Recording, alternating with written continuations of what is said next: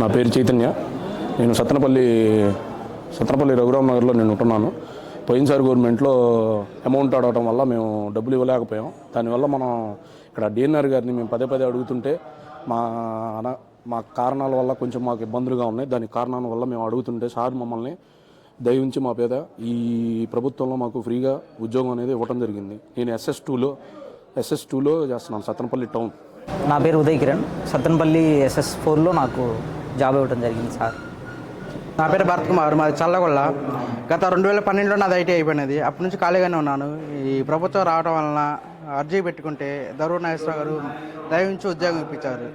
ఈ ప్రభుత్వం ఎవరికి డబ్బులు ఇవ్వలేదు. నా పేరు చంద్రశేఖర్, మాది కొమరపూడి.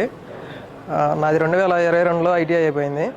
అప్పటి నుంచి గత గవర్నమెంట్లో కూడా మేము జాబ్ కోసం ట్రై చేసాం. అప్పుడు కొంత అమౌంట్ అడిగారు, కట్టుకోలేక ఇప్పుడు గవర్నమెంట్ మారిన తర్వాత మాకు ఫ్రీగా జాబ్ ఇచ్చారు. నా పేరు శ్రీకాంత్ అన్న, నాదేమో గణపారం. ఉద్యోగం చేసేదాం కొమరపూడిలో. గత ప్రభుత్వంలో ఖాళీగా ఉన్న వల్ల ఈ ప్రభుత్వం జాబ్ వచ్చిందండి, డిఎన్ఆర్ గారు ఇచ్చారు. నా పేరు దిలీప్ కుమార్, కలగంట SS లో షిఫ్ట్ ఆపరేటర్ చేస్తున్నాను. ఈ ప్రభుత్వం వచ్చాక రూపాయి కూడా ఆశించకుండా జాబ్ ఇచ్చారు డిఎన్ఆర్ గారు. నా పేరు రాజేష్ నాయక్ అండి, మాది చేజర్ల గ్రామం. చేజర్ల SSలో చేస్తున్నాను. నాది 2016లో ఐటీ అయిపోయింది. 2016లో ఐటీ అయిపోయింది. అప్పటి నుంచి నేను ఖాళీగానే ఉన్నాను, పొలం పని చేసుకుంటూ ఉన్నాను. ఏం తెలుసుగా తర్వాత డిఎన్ఆర్ గారికి కలిసి అర్జీ పెట్టుకుంటే మాకు చేజర్ల SSలో ఇప్పించారండి.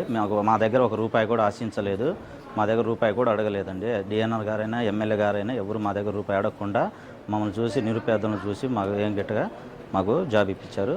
సార్ గారికి ధన్యవాదాలు.